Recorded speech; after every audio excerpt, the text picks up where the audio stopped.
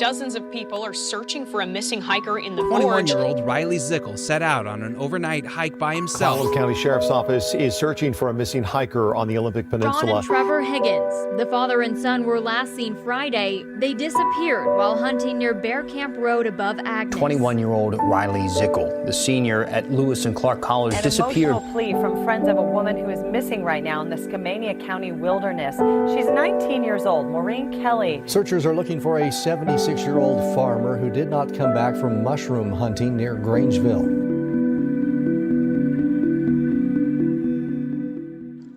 Hello, and welcome to the Pacific Northwest Missing Persons Project. I'm your host, Tanner Hoskins, Executive Director here at PNW MPP. And it's very nice to have you all joining me this week. I would like to share one brief thing before we get into this week's episode. I am going to cut back on how often these episodes come out. They will come out every 2 weeks from now on.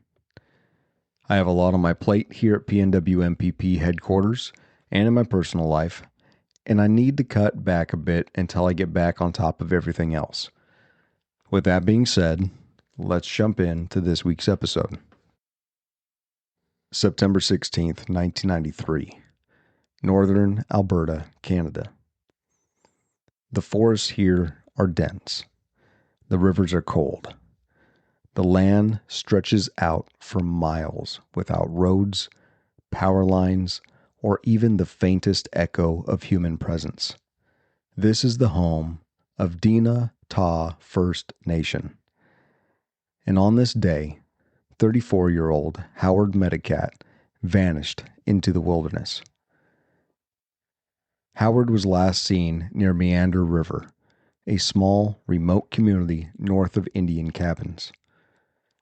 For those of you that are unfamiliar, Indian Cabins is about as far north as you can drive in Alberta before you hit the Northwest Territories.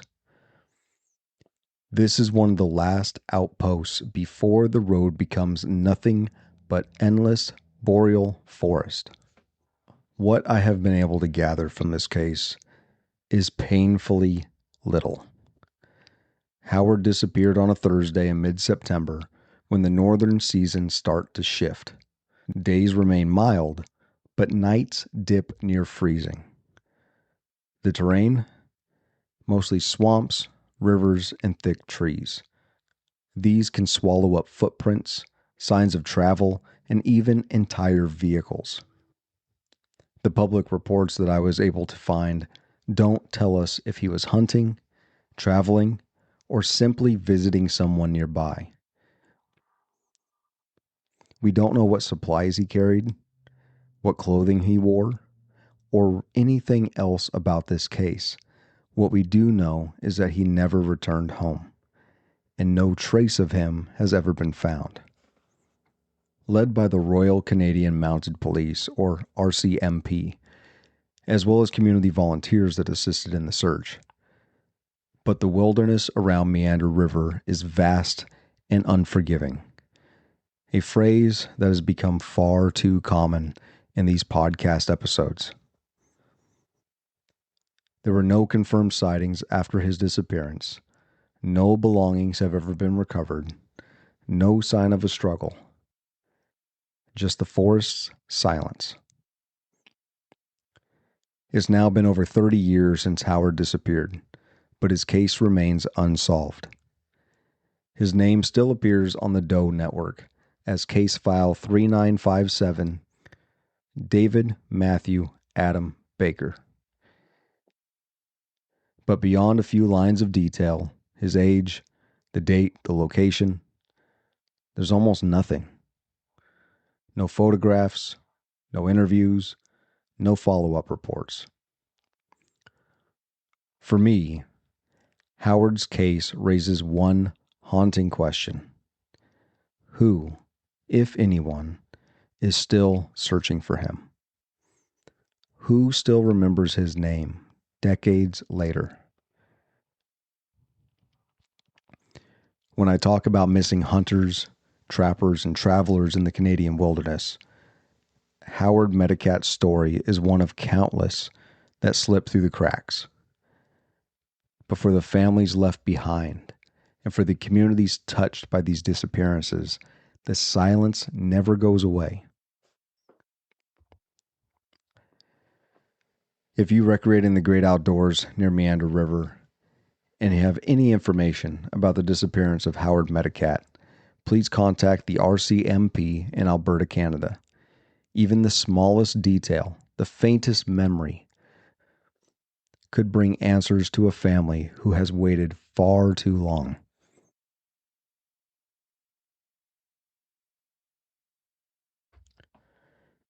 It was October 17th of 1996. Benjamin Laboucan, a native, about 35 years old, set out to hunt along the Wabaska River in northern Alberta. Reports say that he was last seen that day, somewhere among the forests, riverbanks, and hunting paths of one of Canada's vast, rugged northlands. Benjamin did not return. The RCMP in Fort Vermilion launched multiple searches. Local authorities combed terrain, they probed leads, but no trace was found.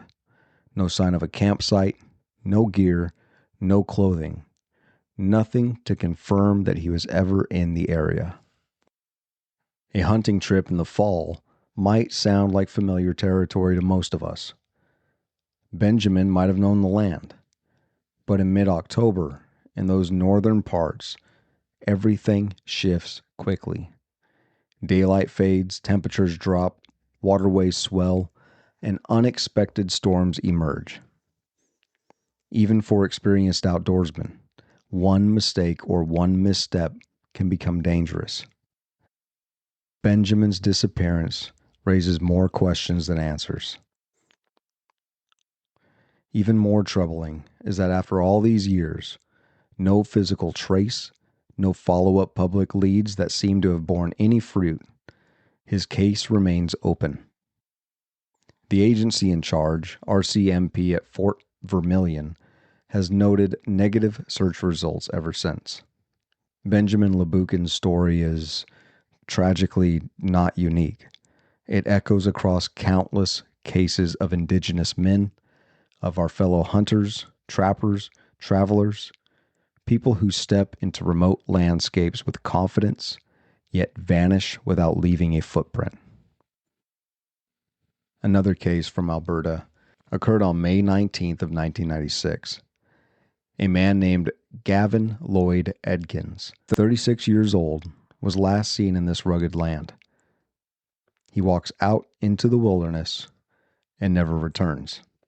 From what I could gather through public information, is that he was classified as an endangered person, which usually, in today's day and age, suggests that something about his situation made his disappearance particularly worrisome.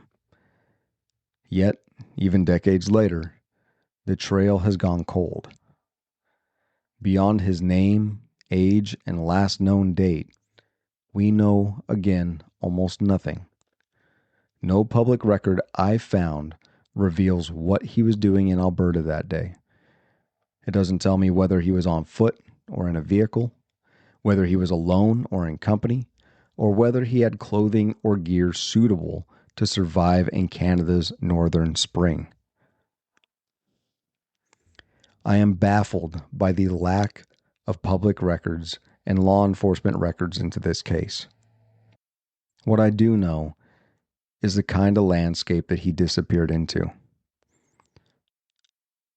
Forests that are pushing towards rivers, perhaps bog or even swamps. Temperatures that were about moderate during daylight, but spring in Alberta usually hides sharp changes. It's known for its sudden storms, its nighttime chill, and those ever frigid water crossings.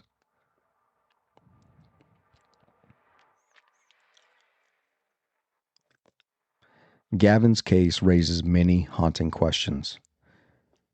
Why is there so little known or shared publicly about his case? And is anyone still out there looking for him? For the people that knew him, family, friends, coworkers, This must be a question of what if that never quite goes away.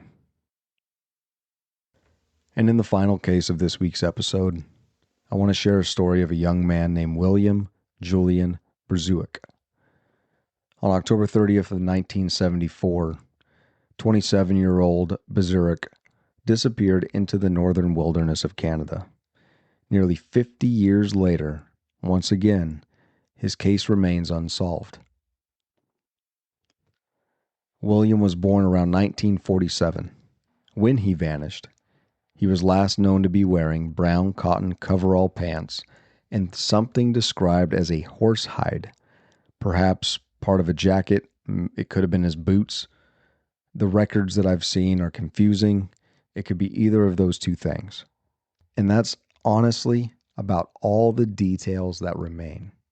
Again, there is no record of what he was doing and where exactly. What we do know is the time of year, late October.